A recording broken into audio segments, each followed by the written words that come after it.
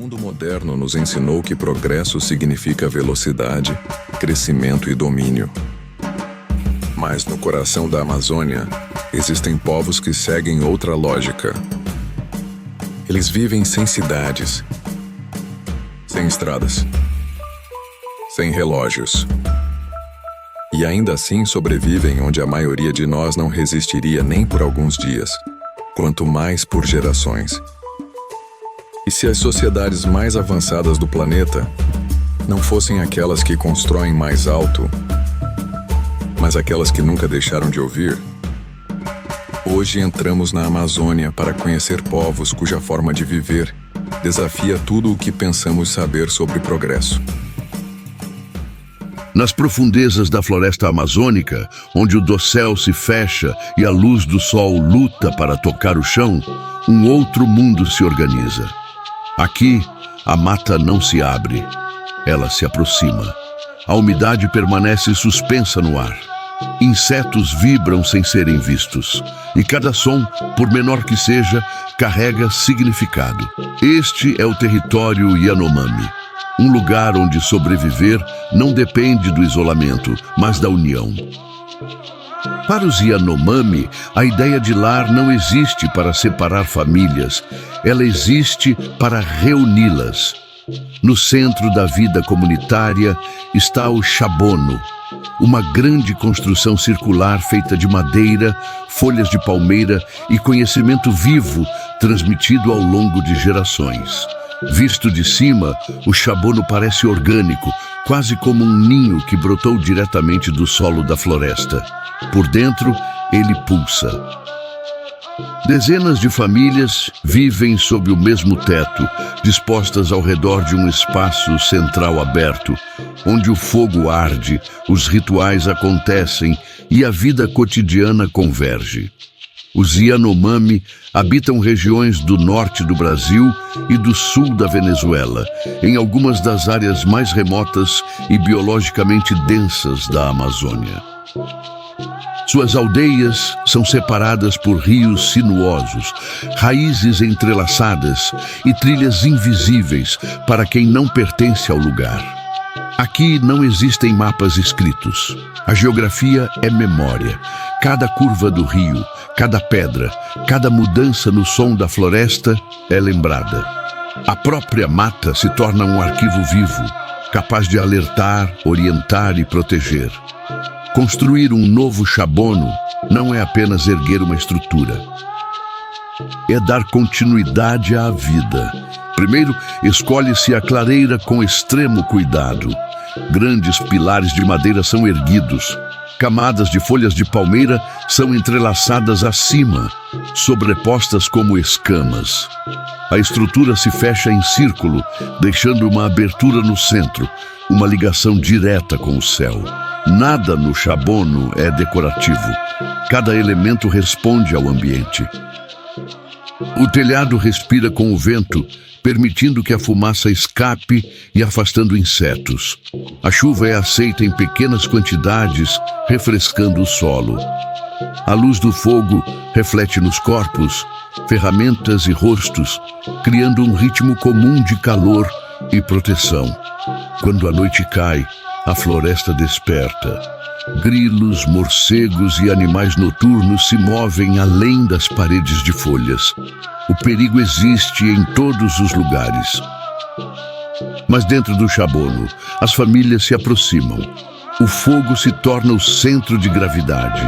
Aqui, a união é a primeira linha de defesa.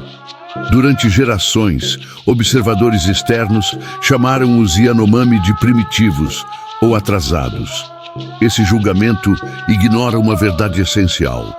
O que parece simples é, na realidade, profundamente adaptado. O chabono não é sinal de pobreza. É uma estratégia refinada por séculos de observação. Viver juntos permite aos Yanomami ouvir melhor a floresta. Um som distante, um silêncio repentino, uma mudança no vento. Tudo é percebido mais rápido quando muitos ouvidos escutam como um só. O coletivo não é apenas uma escolha cultural, é inteligência de sobrevivência. Para os Yanomami, a floresta não é um recurso, ela é um ser vivo. Árvores, rios, animais e humanos fazem parte do mesmo sistema espiritual. Quando a floresta sofre, o povo sofre junto. Sua cosmologia ensina que espíritos habitam os elementos naturais e que o equilíbrio precisa ser mantido por meio de ações cuidadosas. Apenas o necessário é retirado. A caça segue regras rígidas. As plantas são colhidas com intenção. O excesso é evitado não por escassez, mas porque o desequilíbrio sempre cobra um preço. Quando pessoas de fora chegam, com câmeras, botas e pressa, os Yanomami observam em silêncio. Eles não rejeitam visitantes automaticamente, mas também não acolhem a intrusão sem cautela. Eles sabem que ser visto transforma a floresta e sabem que toda documentação carrega consequências. A história os ensinou isso repetidas vezes.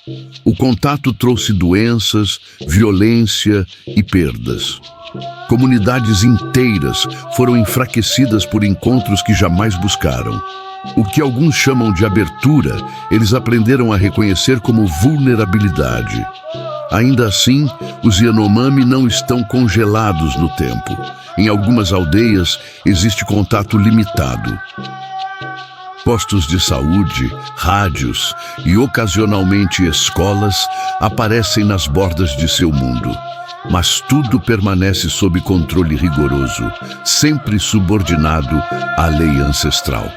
À noite, sob a abertura central do Shabono, os anciãos compartilham histórias transmitidas por gerações. Essas histórias não são entretenimento, são instrução. Elas ensinam como caçar, como curar, como escutar e como viver sem romper o equilíbrio que sustenta tudo. O próprio Shabono reflete essa visão de mundo. Ele envelhece, se desgasta e um dia retorna à terra. Quando deixa de ser seguro, a comunidade se move e constrói outro. Nada foi feito para durar para sempre. O que importa é a continuidade. Os Yanomami nos lembram de algo que o mundo moderno frequentemente esquece. Progresso nem sempre significa avançar. Às vezes, significa saber permanecer. Seu mundo não depende de concreto nem de aço. Ele depende de relações entre pessoas, espíritos e floresta. E nesse sistema interligado, sobreviver não é uma conquista individual. É memória coletiva. À medida que nos afastamos do coração circular do Shabono, a floresta volta a se fechar. O ar se torna mais denso, o chão mais macio sob os pés. À frente, existe um território onde sobreviver já não depende do espaço compartilhado, mas de precisão absoluta. Um lugar onde caçadores se movem como sombras e onde o jaguar é muito mais do que um animal. À medida que avançamos pelo coração da Amazônia Central, a floresta começa a se abrir. O dossel fechado dá lugar a grandes clareiras moldadas com intenção. Surge espaço, luz, estrutura. Aqui, a selva não é apenas habitada, ela é organizada. Este é o território dos Kayapó, um dos povos indígenas mais conscientes politicamente, estrategicamente territoriais e culturalmente resilientes de toda a Amazônia. Vista de cima, uma aldeia Kayapó é imediatamente reconhecível. As casas formam grandes círculos, todas voltadas para o interior, convergindo para uma praça central.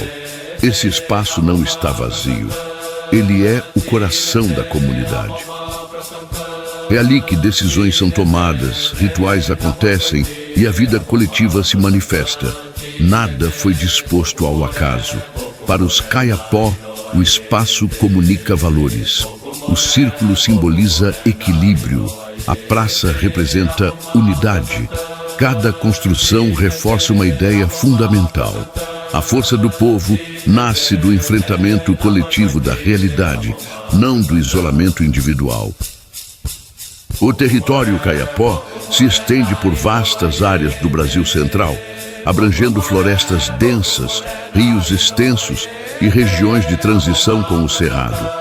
Aqui, o solo é mais firme, mas os desafios continuam complexos. Os Kayapó não enxergam sua terra como um limite fixo desenhado em mapas. Ela é um organismo vivo, algo que precisa ser cuidado, defendido e lembrado. A sociedade Kayapó é altamente estruturada. Funções são definidas por idade, linhagem e responsabilidade. Desde cedo, as crianças aprendem que o comportamento individual afeta todo o grupo. A disciplina não se impõe pelo medo ou punição. Ela nasce do pertencimento. Entre os elementos mais marcantes da cultura Kayapó estão as pinturas corporais e os adornos. Padrões geométricos feitos com urucum vermelho e genipapo preto são aplicados com extrema precisão. Esses desenhos não são estéticos, eles são linguagem. Cada forma comunica identidade, afiliação a clãs, fase da vida e dever social. Os cocares, feitos com penas vibrantes de araras, simbolizam coragem, liderança e responsabilidade. Usá-los não é apenas uma honra, é um compromisso. No centro da vida Kayapó está o coletivo. Os homens se reúnem na praça para discutir estratégias de defesa, vigilância territorial e preparativos cerimoniais. As mulheres, guardiãs do conhecimento agrícola e medicinal, cuidam das roças que sustentam a aldeia. Mandioca, milho, abóbora e plantas curativas, cultivadas com atenção e técnica. A relação dos Kayapó com a floresta não é passiva. Eles manejam ativamente o ambiente por meio de plantio controlado, colheita seletiva e uso inteligente do fogo, saberes transmitidos ao longo de gerações. Essas práticas não empobrecem o território, elas aumentam a biodiversidade. Mas os Kayapó não são apenas guardiões da tradição. Eles também se tornaram negociadores habilidosos em um mundo em transformação. Nas últimas décadas, enfrentaram pressões intensas: exploração madeireira, mineração, invasões ilegais e grandes projetos de infraestrutura avançando em direção às suas terras. Em vez de recuar, eles se adaptaram. Alguns aprenderam português. Outros viajaram para cidades, tribunais e fóruns internacionais. Utilizaram rádios, câmeras e sistemas legais para defender territórios ancestrais. Esse contato, porém, gerou tensões internas. Até onde ir? Como usar as ferramentas do mundo exterior sem permitir que elas redefinam a identidade do povo? A resposta Kayapó está no ritual e na continuidade. Jovens que saem para estudar ou atuar fora retornam à aldeia e se reintegram à vida cerimonial. Pintam o corpo, escutam os anciãos, reafirmam seu lugar no círculo. As cerimônias Kayapó são expressões poderosas de memória e resistência. Cantos, danças e movimentos coletivos reforçam valores que não podem ser escritos. O som dos pés batendo no chão ecoa uma mensagem mais antiga que qualquer lei. Esta terra nos reconhece. Para muitos de fora, os Kayapó parecem guerreiros presos a uma imagem do passado. Mas essa visão ignora a realidade. Eles não são relíquias. São arquitetos da sobrevivência no presente. Sua luta não é contra a mudança em si, mas contra a perda de equilíbrio. Eles não rejeitam a modernidade. Eles a enfrentam em seus próprios termos. Os Kayapó nos lembram que defender território não é apenas proteger a terra. É preservar memória, língua e o direito de existir sem ser apagado. Quando o entardecer chega, fogueiras são acesas ao redor da praça. Vozes se elevam e se dispersam, a pintura seca sobre a pele. A floresta permanece próxima, não como ameaça, mas como aliada. E ainda assim, além dos limites desse mundo organizado, existe um lugar onde até mesmo essas formas de resistência cedem espaço a algo mais extremo. Um povo que escolheu o silêncio como estratégia de sobrevivência. Um povo para quem o isolamento não é símbolo, é escudo. À medida que a floresta alagada começa a ceder espaço para terrenos mais altos, o ar se torna mais leve e os sons ganham nitidez. A água já não domina cada passo. Agora ela corre com intenção, atravessando a mata como um mensageiro silencioso. Aqui, a floresta não se apressa. Ela observa. Este é o território dos Ashaninka, um dos povos indígenas mais numerosos, resilientes e culturalmente influentes da Amazônia Ocidental. Suas comunidades se estendem por vastas regiões do Brasil e do Peru, quase sempre próximas a rios que funcionam como verdadeiras artérias da vida. Para os Ashaninka, o rio não é apenas um meio de deslocamento, ele é um mestre. Seu som anuncia chuvas que ainda não chegaram, revela mudanças no comportamento dos peixes, denuncia perturbações invisíveis muito além do alcance dos olhos. No território Ashaninka, distância não é medida por mapas ou números, ela é sentida no corpo. É calculada pelo esforço, pela paciência e pela atenção. Um trajeto curto pode levar horas, se a corrente resistir. Um percurso longo pode fluir com facilidade, se o rio permitir. Aqui é a floresta que define o ritmo, e os Ashaninka aprenderam que desafiá-la raramente traz bons resultados. As aldeias são construídas em áreas ligeiramente elevadas, protegidas das cheias sazonais. As casas repousam sobre estacas baixas, organizadas ao redor de espaços compartilhados, onde o fogo nunca se apaga. O fogo, para os Ashaninka, nunca é apenas utilitário. Sua fumaça seca roupas, afasta insetos, conserva alimentos e purifica o ambiente para a vida cotidiana e os rituais. As paredes escurecidas pelo tempo registram silenciosamente os anos que passaram, como páginas de um livro que nunca foi escrito. A vida Ashaninka é profundamente enraizada na agricultura. Eles cultivam mandioca, milho, banana, algodão e uma vasta diversidade de plantas medicinais em áreas cuidadosamente manejadas. Esses roçados não são cicatrizes permanentes na terra, são colaborações temporárias com a floresta. Quando o solo precisa descansar, ele descansa. Nada é levado ao limite, nada é desperdiçado. Essa prática reflete uma visão de mundo mais ampla. A floresta não é algo a ser possuído ou dominado. Ela existe para ser mantida através da reciprocidade. Cada planta tem uma função, cada árvore guarda memória, cada margem de rio carrega lições acumuladas ao longo de gerações. O conhecimento Ashaninka não é transmitido por instruções formais.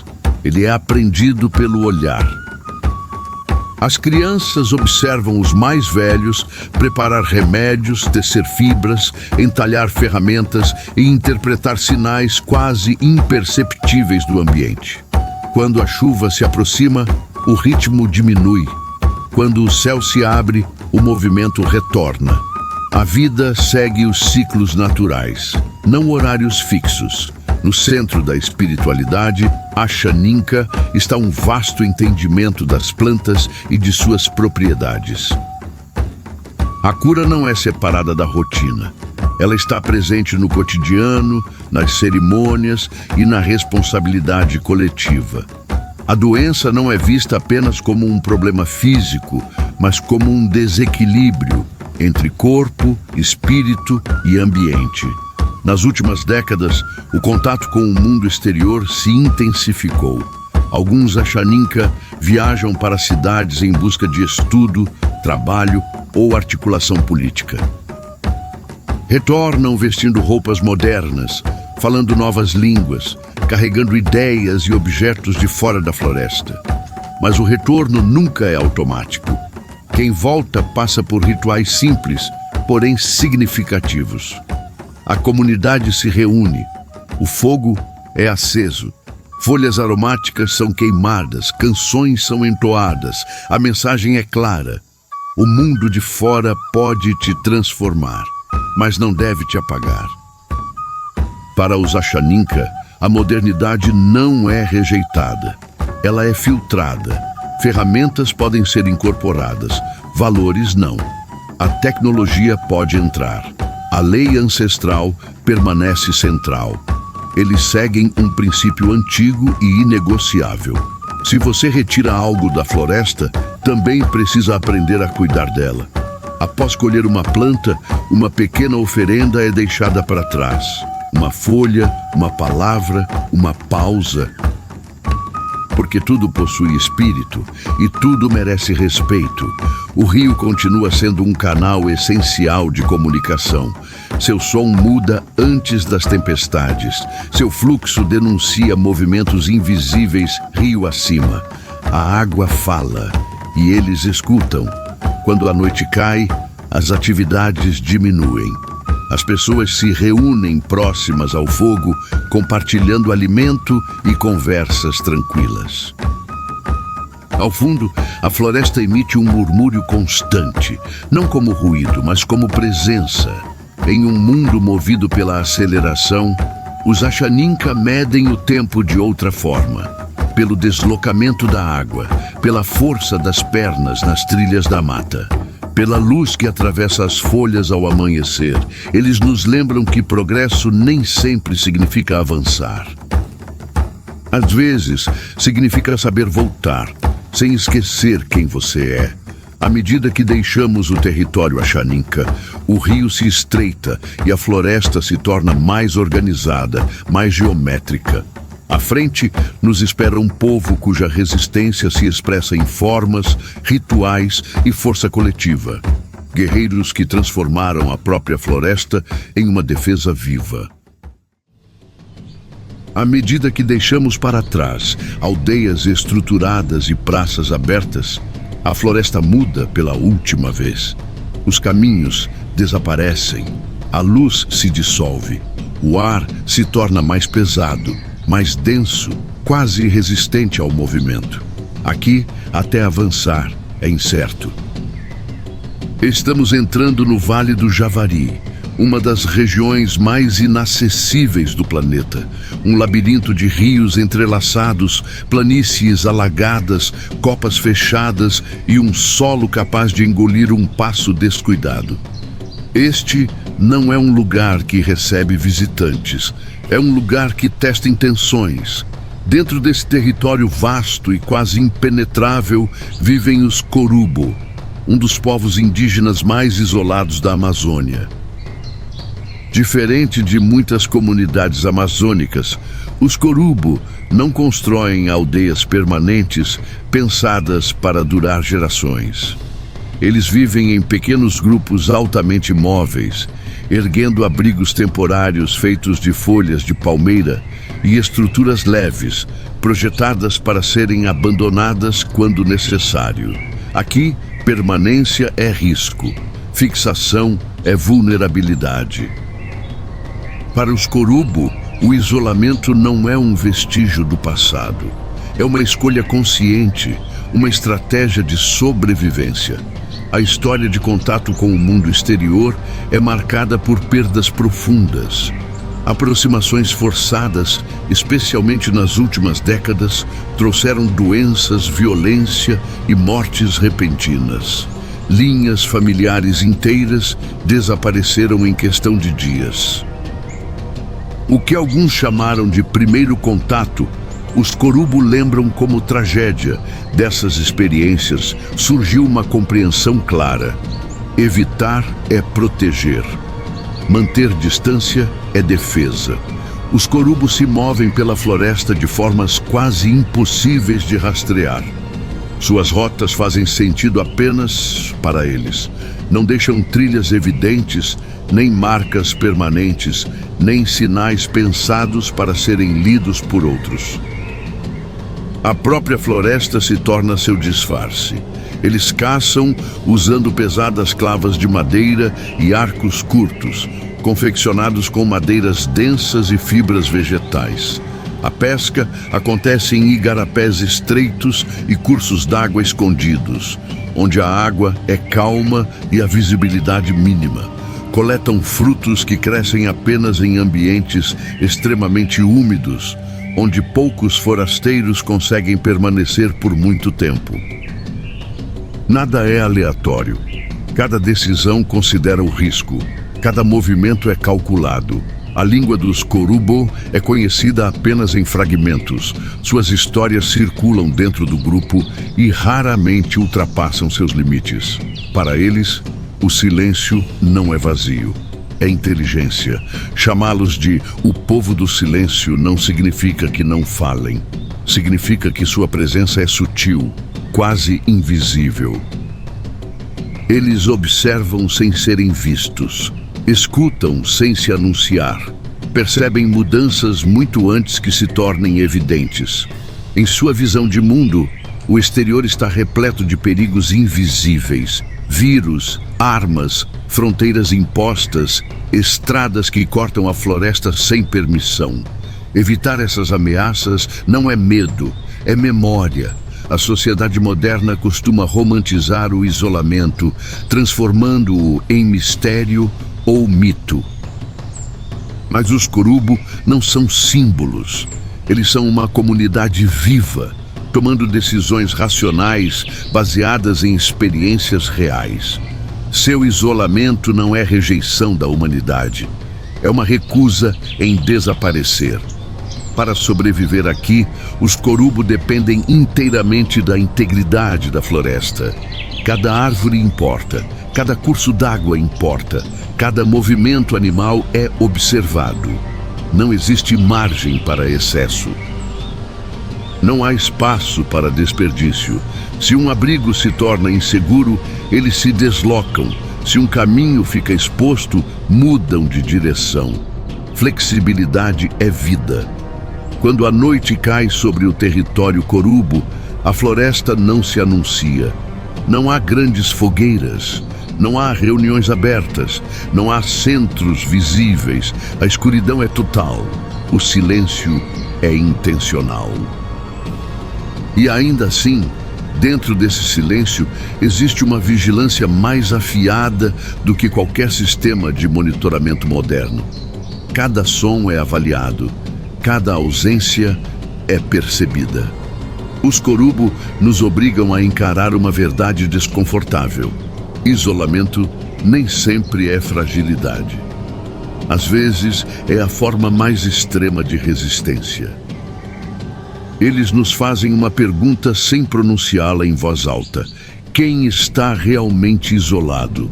Os que permanecem na floresta ou as sociedades que esqueceram como escutá-la? À medida que o sol desaparece atrás da copa das árvores, fragmentos de luz se espalham pelas folhas gigantes. A floresta expira. Aqui, a jornada por 6 povos chega ao fim, mas seu significado não. Os Korubo nos lembram que nem todo conhecimento deseja ser compartilhado. Nem todo mundo foi feito para ser visitado. Alguns sobrevivem justamente porque permanecem invisíveis. Seu silêncio não é ausência, é proteção, é memória, é escolha. E ao nos afastarmos desse último território, uma verdade se torna impossível de ignorar. O isolamento desses povos não é um vestígio de um passado desaparecido. É um espelho de um futuro que talvez estejamos prestes a perder. A floresta ainda guarda respostas que o mundo moderno esqueceu como ouvir. Essas culturas não sobrevivem apesar da floresta. Elas sobrevivem por causa dela. Talvez a maior distância entre nós não seja medida em quilômetros ou séculos, mas na nossa capacidade de permanecer conectados à terra que nos sustenta. E assim, a jornada termina onde começou, com uma pergunta: o que vale mais? Avançar sem olhar para trás ou proteger aquilo que torna a vida possível? Depois dos abrigos circulares dos Yanomami, a floresta se transforma mais uma vez. O solo se torna mais macio, o ar pesa sobre o corpo, a água infiltra cada passo e o silêncio passa a ter outro significado. Aqui, quase nada permanece seco por muito tempo, e sobreviver exige precisão absoluta. Este é o território dos Matseis, conhecidos por muitos como o povo do jaguar. Suas terras ocupam uma das regiões de fronteira mais remotas entre o Brasil e o Peru. Um labirinto de florestas alagadas, rios estreitos e áreas pantanosas onde qualquer erro pode resultar em ferimentos, perda ou morte. Nada é improvisado. Cada decisão importa. Cada movimento tem propósito.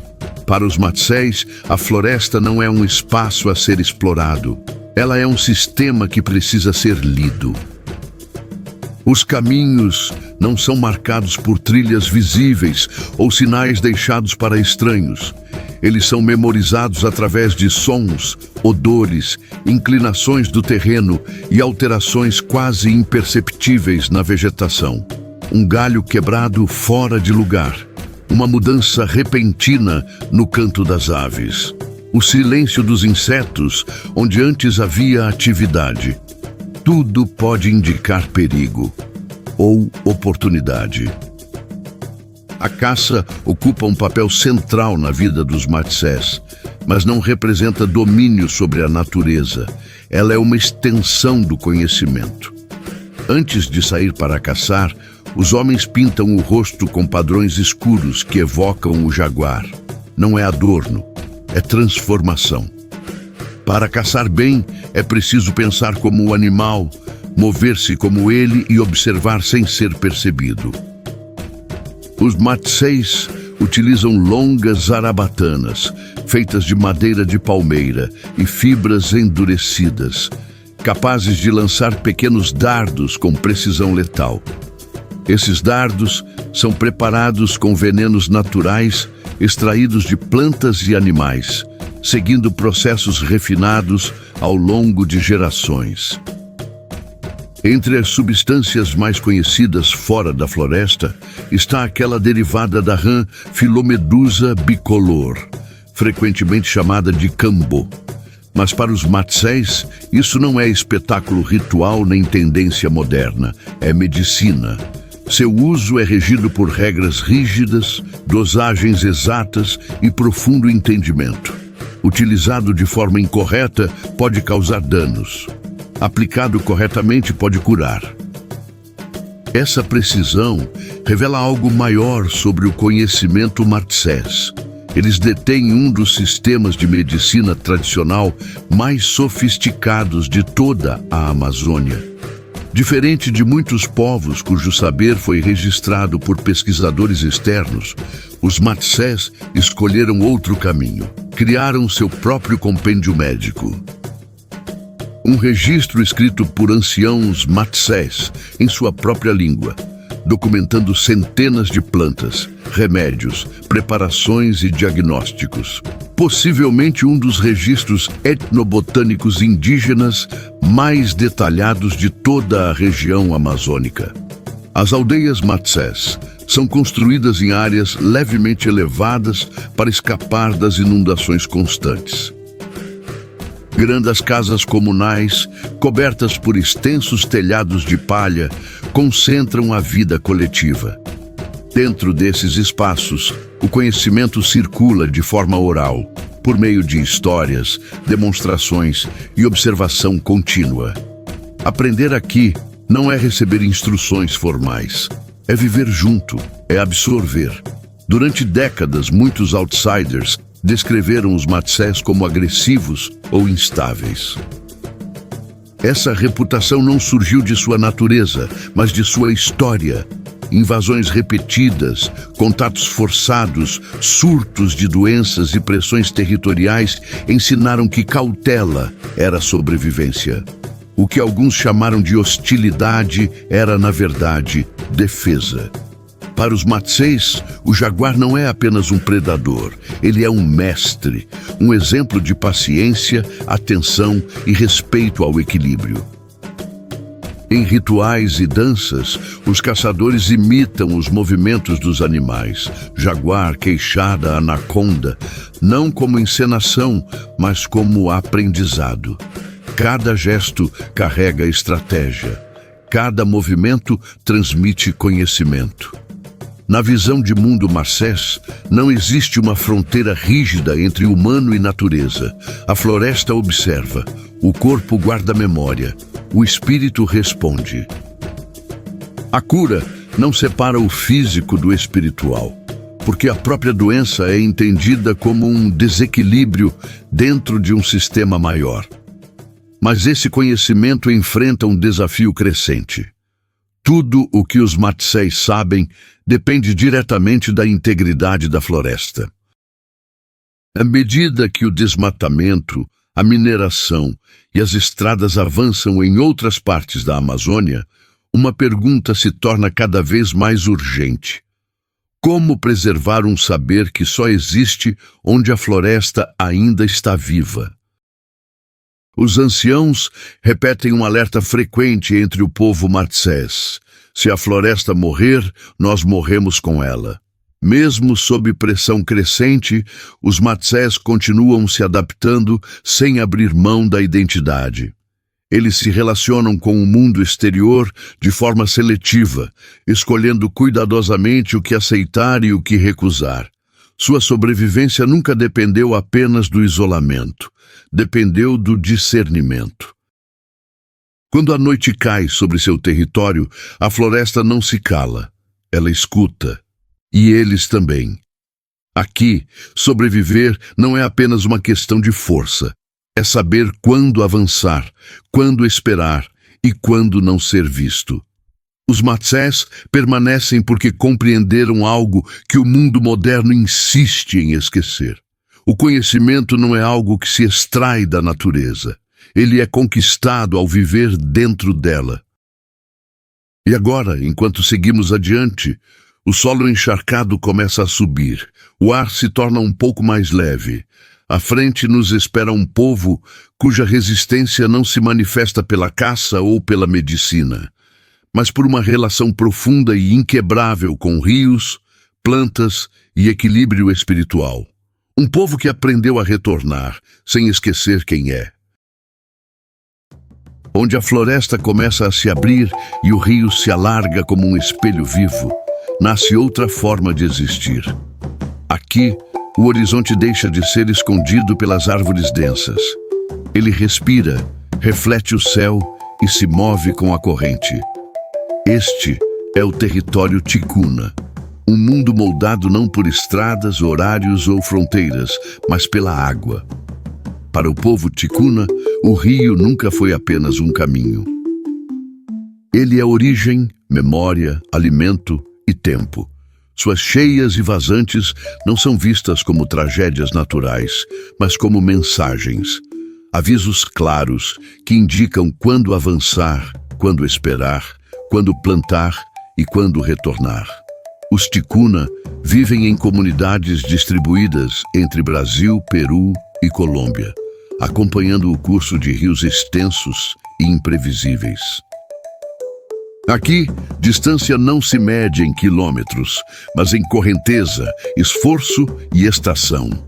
Uma viagem pode durar horas ou dias, não por pressa, mas pela vontade do rio. Nada neste território permanece estático o suficiente para resistir à mudança. E ainda assim, nada se perde sem sentido. Casas, caminhos e rotinas se transformam continuamente, ajustadas ao pulso das águas, nunca impostas a ele. Viver aqui é aceitar que a estabilidade não nasce do controle, mas da adaptação. Para os Ticuna, o mundo não teve início sobre a terra firme. Sua origem está ligada à Anaconda Celestial, um ser ancestral que desceu do céu e deu forma aos primeiros humanos. Nessa cosmologia, o próprio rio é o corpo dessa anaconda sagrada, ainda viva, ainda em movimento sob a superfície. Cada curva da água representa um deslocamento desse ser antigo. Cada trecho calmo carrega ensinamentos transmitidos ao longo de gerações. Esse mito não pertence apenas aos rituais. Ele orienta o cotidiano. Poluir o rio é ferir o ancestral. Ignorar seus ciclos é esquecer de onde a vida vem. As aldeias ticunas são construídas sobre áreas elevadas, pensadas para resistir às cheias sazonais. Longas casas coletivas feitas de madeira e palha abrigam várias gerações sob o mesmo teto. Dentro desses espaços, a vida flui sem interrupção. Os mais velhos transmitem conhecimento.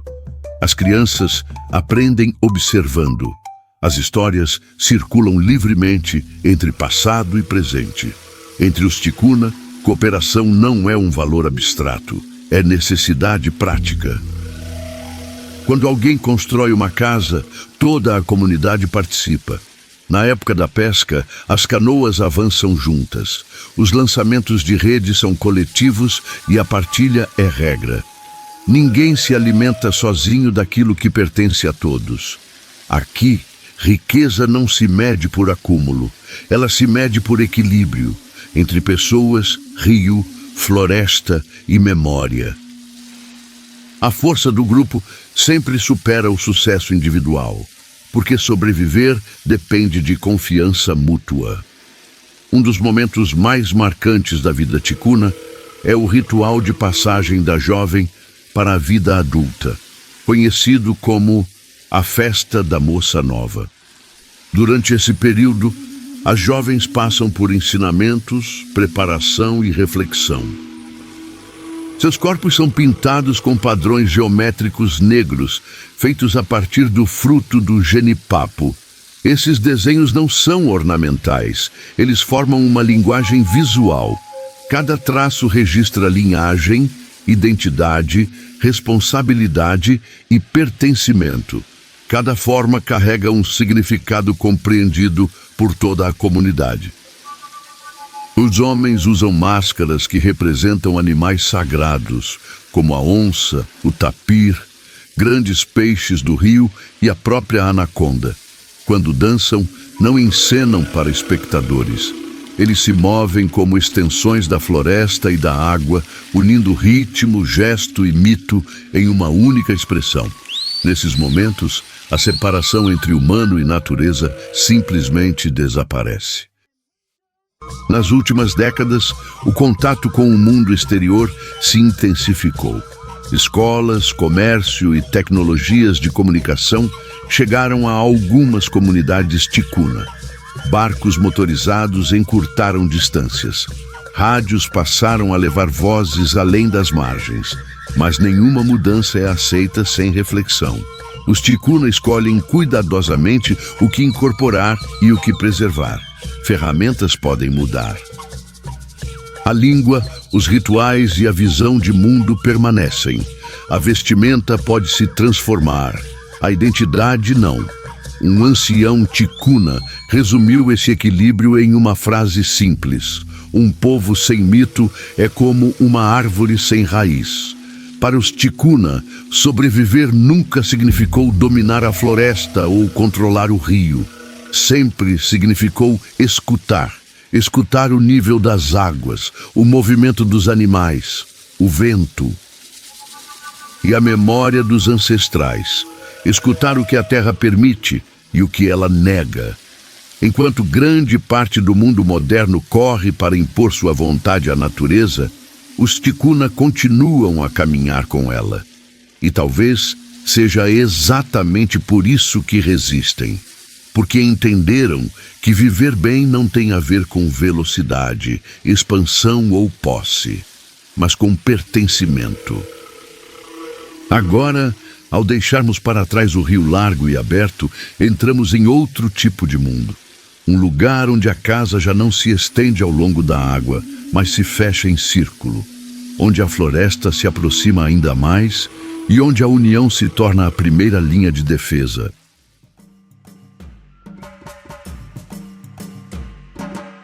Começamos esta jornada no coração da Amazônia. Entre rios que guardam memória, florestas que observam em silêncio e povos que escolheram o equilíbrio em vez da pressa. Foram 6 culturas, 6 formas diferentes de resistir a um mundo que nunca desacelera.